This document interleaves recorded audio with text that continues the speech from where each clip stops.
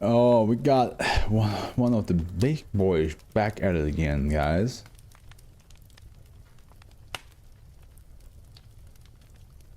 Because we don't blame you if you do an off read with Afro. It's fine, Afro. No, I have promised myself that this is for you guys. I have to make it work. Unless I really am just like in the middle of the read, like just like then yeah, then I think that's a good sign for me to go. And also I don't really have that much of a chance to do off. I mean, this SCP, the last ones are pretty short. It's just this one and the next one that are the longest. And also, I know for a fact the moment, like for some fucking reason, the moment I will go to bed, I'm pretty sure my body's suddenly like, you're wide awake now. And I'm like, you couldn't do that? You couldn't do that while I was reading, you mother. You mother. But hey, we got DJ Cactus back at it again. DJ Cactus. Yes, sir. We know him, we love him, we adore his work. And the last one we have from DJ Cactus was 2740, which was the attic that Mechanic wanted to go into because he's not afraid of attics. Which is the one where the moment you go up, try to go up there, you kind of like just, you know, you come to yourself again somewhere else in the house, and apparently the daughter is up there, or a version of the daughter is up there, which is also maybe indicating that the daughter is not alive anymore. You know? Stuff like that. But that was from DJ Cactus. The Cactus himself, absolutely, the Cactus himself. And now we have from DJ Cactus called Mr. President, which, by the way, we had a Mr. President SCP that sadly involves snakes for Mechanic. Sadly for Mechanic, not so sadly for us, but... So, I wonder what this Mr. President is all about, eh? What makes you special? I love how that looks like Madame Tussauds wax figure. It probably is. Object class Euclid, special containment procedures. SB-2776 is to be contained in a high security lead-lined humanoid domicile at Area 11. No fewer than 4 heavily armed security personnel are to be stationed outside of the domicile. In the event of an attempted breach of containment, security personnel are to first activate the Wentz Newton electromagnet located beneath the domicile. If SCP-2776 manages to disable the device or leave its area of influence, security personnel are to attempt to subdue SCP-2776 using Class 3 live shock charges. Should SCP-2776 manage to escape the confines of the primary containment structure, security personnel are authorized to apply lethal force to prevent a full breach of containment. In order to prevent any attempt at breaching containment, SCP-2776 must be made to believe the following information regardless of whether or not it's true. The United States of America exists as a free democracy. Great Britain, its citizenry, or any party originating within its borders does not pose a threat to the safety and stability of America or by any of its assets. And then the French Republic exists and is not threatened by the United Kingdom. And then here we have a SCP-2776 prior to being moved to permanent containment. Sure it is. Fail to ensure that SCP-2776 is not exposed to anything that contradicts the information above will activate SCP-2776 and will likely result in a containment breach. It straight up just like it just walks out. What's going on? SCP-2776 is a humanoid automaton bearing the age likeness of deceased senior British Army officer George Washington, which held the office of President of the United States from April 30th, 1789 to March 4th, 1797. For more information about the origin of SCP-2776, please see Addendum 3. Oh my god, I haven't heard this song in a while. Such a good song too. Especially the ending animation. Like the animation on this ending song is just so fun to watch. SCP-2776 consists of several features which fit the technological capabilities of the time during which it is believed to have been created, including a crude iron skeleton, wooden support struts, glass eyes, and mid-18th century dental prosthesis. However, SCP-2776 also consists of many additional highly advanced features such as smooth carbon-based base skin layer, genetically resistant armor plating within the chest, a small fusion reactor to supply power to the assembly, and a currently unknown information processing unit within the skull made entirely of graphene. The outer flesh of SCP-2776, as well as the hair and nails, are all organic and are resistant to decay. Ew. Not sure why the hair and nail needs to be organic. The primary mechanical driver of SCP-2776 is an electric motor situated in the upper chest cavity, but power can be directly administered to any of SCP-2776 faculties from the nuclear core by the way of superheated wiring that interact in some way with an unknown mechanical system within SCP-2776 skeleton. This is believed to be the main driving power behind most of SCP-2776 anomalous capabilities, but due to the sheer power output SCP-2776 is capable of doing activation, it is believed that power must be originating from another source within SCP-2776, but research into this is ongoing. SCP-27, why not organic though? Because it's weird. It's weird to like see a mechanical humanoid walking around and then you find out like the nails and the hair are all like real. They're not faked. It would definitely freak me out. SCP-2776 has two primary modes of operation. The first is a low energy default mode wherein SCP-2776 expends relatively very low energy and exhibits signs of sapience and sentience. SCP-2776 believes that it is George Washington, born in Virginia, British America, and was at one point the commander-in-chief of the Continental Army and later President of the United States. SCP-2776 is unable to justify its automaton makeup, stating that it has always been this way.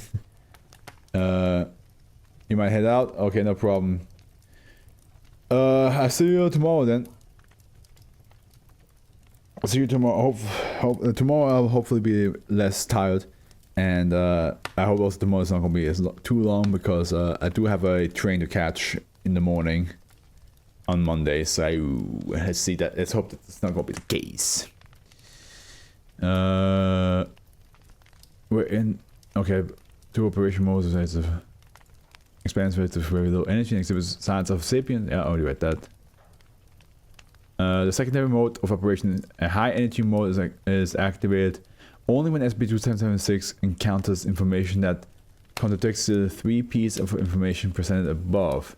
While this activated mode SCP-2776 data expunge, see addendum 4 for more information. You'll be around still? Yeah, yep. You have to like just do a lot of talking to me because I just need to like stay on it. Addendum 1, discovery. Also, maybe if I just do a little bit of something real quick.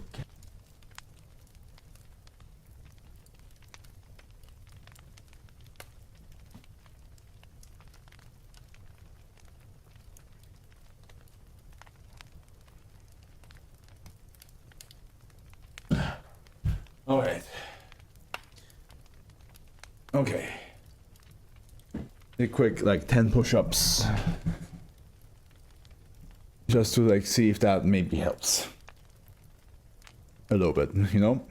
Get the blood flowing. Make the body be like, oh, we're active. Don't fall asleep, we're active. And then 1, discovery. SCP-2776 was first discovered during a 2007 raid on a Marshall Cullen dog distributor acting out of Roanoke, Virginia. I actually did not expect this to be a Martian calling dog SCP.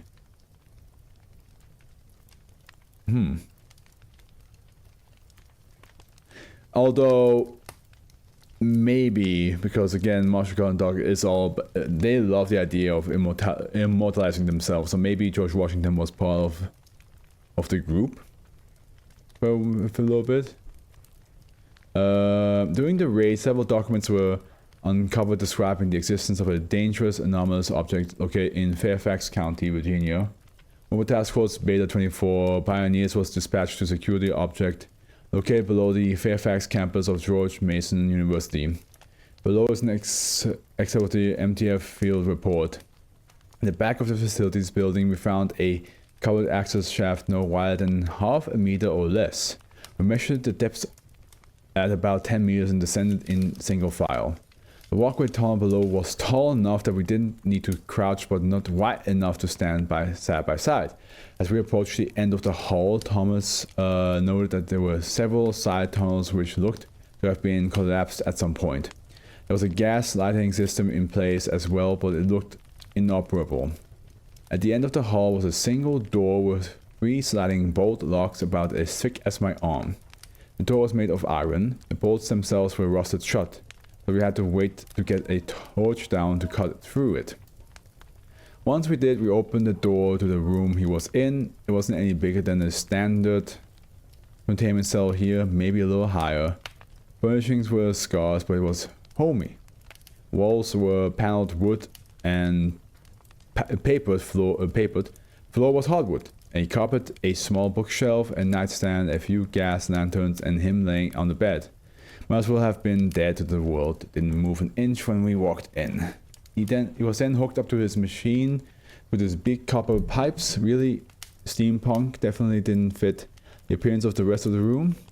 As we were setting up lights in the room, Avery tripped on one of the pipes and jarred it loose. He woke up when it disconnected. None of us recognized him at first, you know, because he doesn't really look like he does in the pictures. He introduced himself and we thought he was full of shit.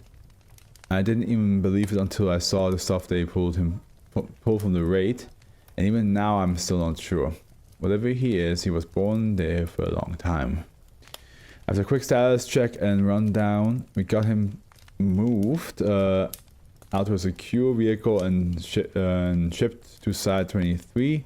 He was cooperative the whole time, didn't say much, didn't seem very sure about the car, but we assured him he was fine. Oh yeah, of course, like, he must be like so flabbergasted, like, what the fuck is this? It's like, oh, it's a car.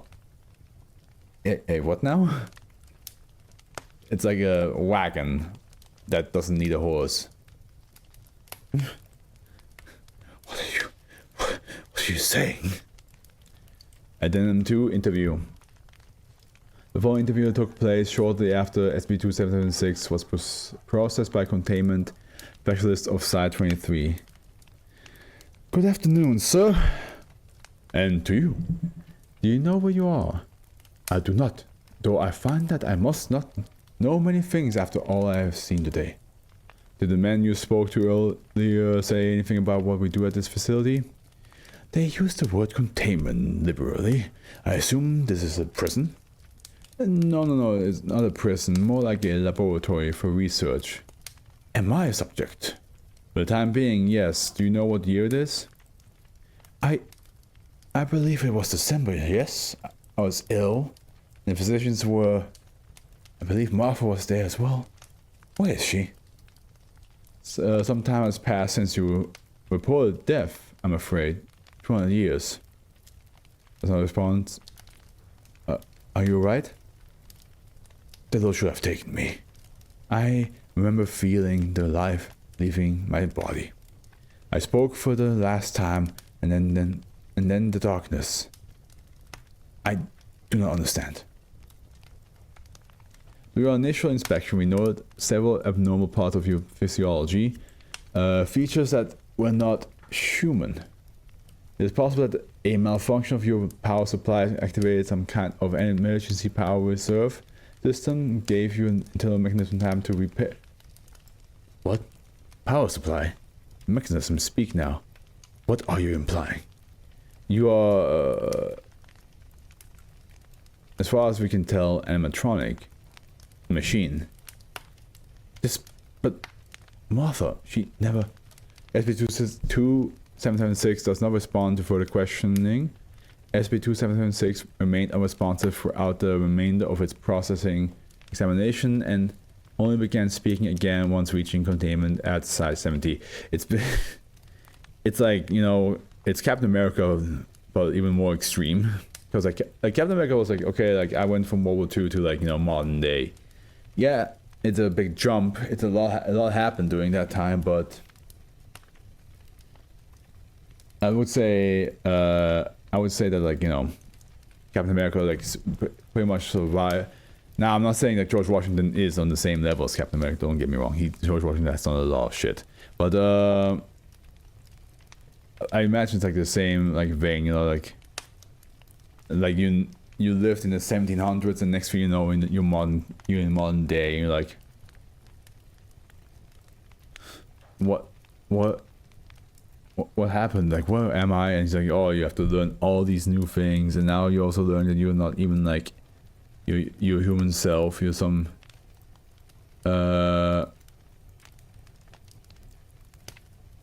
you're a machine.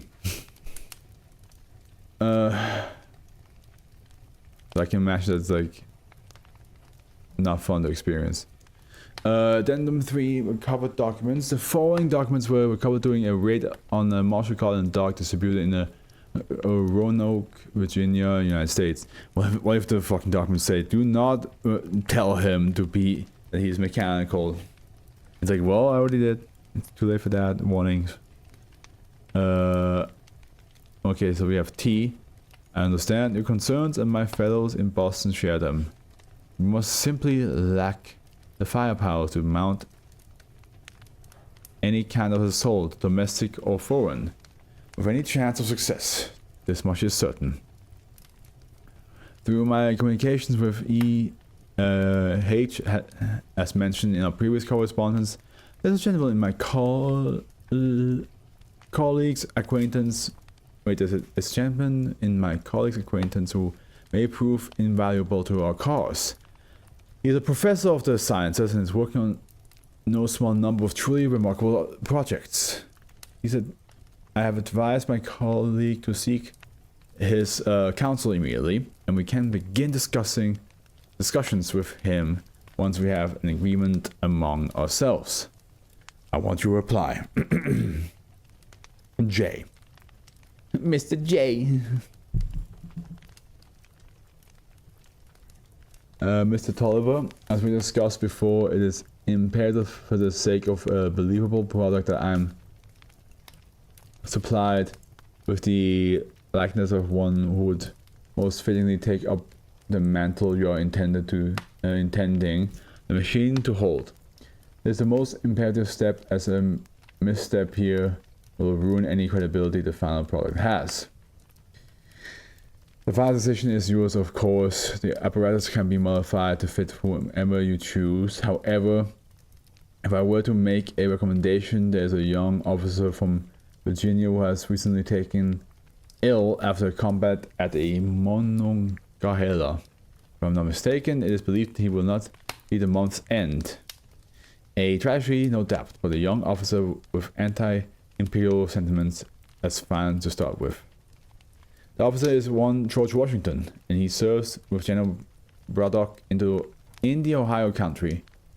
You must reach him before he passes, and ensure that he drinks the preparatory tea I'm sending along to you in his correspondence. This will ease his passing and ensure that the vital instruments of his being remain intact. Once you have a corpse, remove it in silence. None must know of his passing. Pack him in a manner I have explained, and have it sent it to me the next ship bound into France. I will do the rest. He will need a wife upon his return, someone you can trust to maintain him. His wounds will not hurt him, but they will be visible. He will need to understand his inner mechanisms and be able to make adjustments to them as needed. I'll have one such woman in my employee, and I'm willing to have her accompany him back to Virginia. Oh my god. And they'll be like, oh yeah, you were together with her wife, but actually, no, not really. We created your wife. They pretended to be your wife this whole time.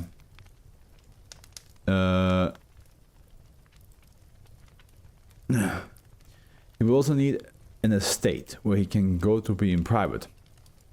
He will be your battlefield commander and inspire confidence within your numbers, but he cannot be seen publicly for we risk shattering the illusion of his illusion if he is inspected upon too closely. It would be preferable if this estate is near river for another mechanical reasons. I will accompany him when he returns as well. See to it that the preparations are made and you will have your commander. Yours truly, Durand. It's just of me that feels it sounds like SB is perplexed, but could just is perplexed. Yeah, of course he's perplexed. I don't think he realized he was a robot this whole time, or an automaton. T. I have seen him with my own eyes, and he's glorious. No less of a man than I have ever beheld, even up close inspection. The name Durand did not lie to us. This is our general, and our king if need be. Assume they want to immortalize George Washington and make him like, yeah, be the king. Be the king of the United States, but something tells me it didn't work out the way they wanted to. He resides now within his estate at Mount Vernon with his wife, the woman Martha, who accompanied Durand from France. She is the thing of wonder herself. I have never seen a woman who so adept at handling the intricate mass of machinery as she is. I suspect she may have assisted Durand with the assembly of Mr. Washington. The time is coming soon when we will need to help. When we need to begin. Sorry, when we will need to begin. I have spoken to Benjamin, and he supports a move forward. Contact the Philadelphia men, and we may begin putting the wheels in motion. Mr. Tolliver, your fears are unsubstantiated. I am happy to report.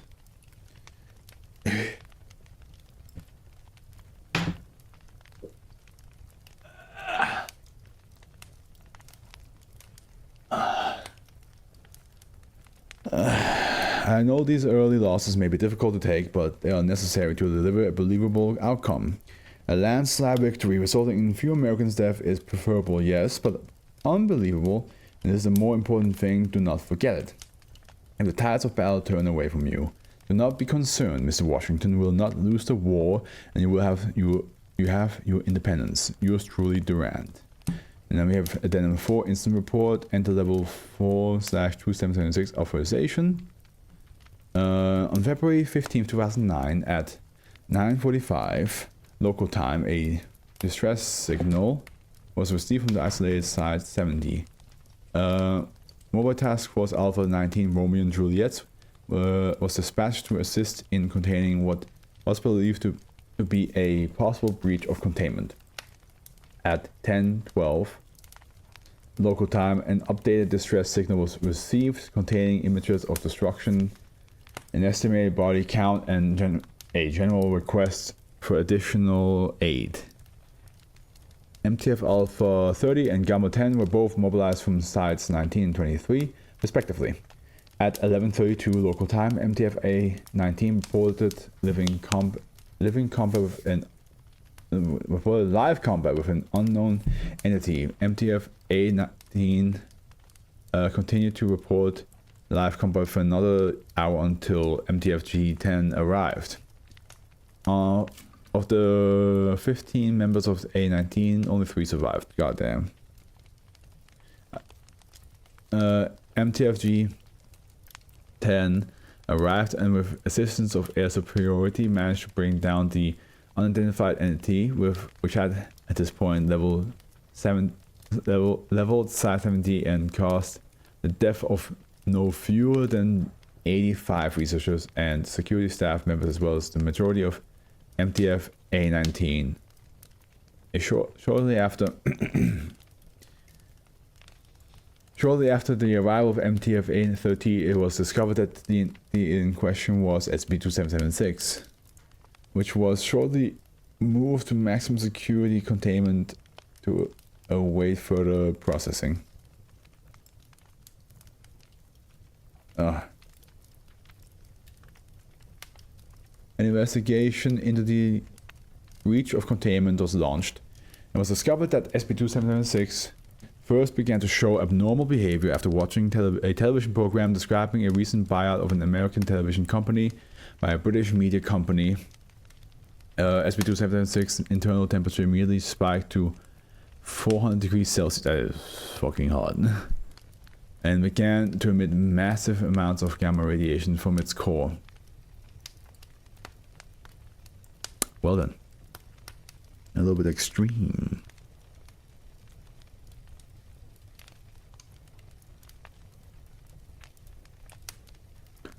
SCP-2776 then underwent a series of physiological changes. A series of higher powered energy emitting devices which until then had been located within the entity's arms, but through the skin, the entity's back opened to reveal an incinerating weapon, and the side of the face opened to reveal some kind of gas that began propelling a thick white smoke. SCP-2776 then began to move along a path which trajectory analysis included would lead to London, England, and met all resistance to its approach with lethal force. Oh, sorry, it wasn't. I thought London was like a period. I am.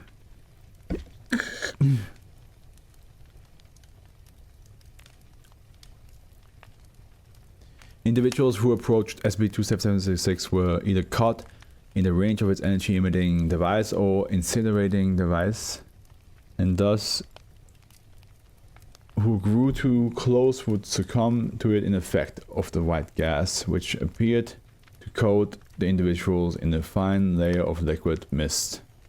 Biological material covered in the mist did not seem to be able to cease the life function until the mist had dissipated. It was later discovered that one of the energy-emitting devices was designed solely to cause cancer in biological subjects that passed through its area of influence. The effect of this were only discovered during autopsies of afflicted individuals, as the subject in question did not live long enough for the condition to develop. After the events of February 15, 2009, SCP-2776 was moved to its current location at Area 11. On-site personnel have noted significant change in behavior since SCP-2776 was initially activated as SCP-2776. No longer attempts. No longer attempts to socialize or communicate with researchers in any way unless questioned directly, and does not address Foundation staff unless to request food, water, or a Bible for study, the latter of which has been denied. And we have Addendum 5, interview, another interview, enter level 4/2776 authorization. The following interview was conducted on March 19, 2009. Do you know anything about your abnormal physiology? Can you just speak up? I said, do you know anything about your abnormal physiology? What? We must make safe this great democracy. Who built you? And the rivers will run red with the blood of patriots, defenders. We're getting nowhere with this. We can get someone in here with a... But so long as I draw breath, the empire on which the sun never sets shall not hold authority over this great nation, a nation of SCP-2776. You are risking termination if you are unable to cooperate with us further. Who created you? Laws, not king. Somebody get down here and see if we can convince him to cooperate. And by the grace of God Almighty, I will be the law. End log. again, it must be sad to like wake up and thinking you know everything about yourself, you have all the memories and all that stuff, but then you find out you're a mechanic. You're not a mechanic, you're a machine. You're a robot. You're like, oh great. That's not what I wanted at all. But it happens. What the fuck did I just say?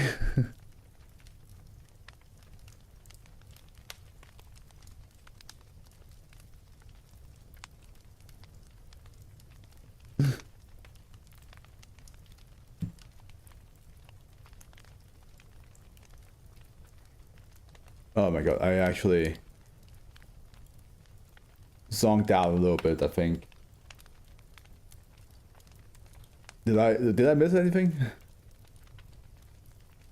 Like I know I said something and I looked around, but then like for a hot moment I closed my eyes a little bit and then I realized I was like, oh. Maybe I should head to bed. This sucks. Yeah. No. No, we can do this. We can do this.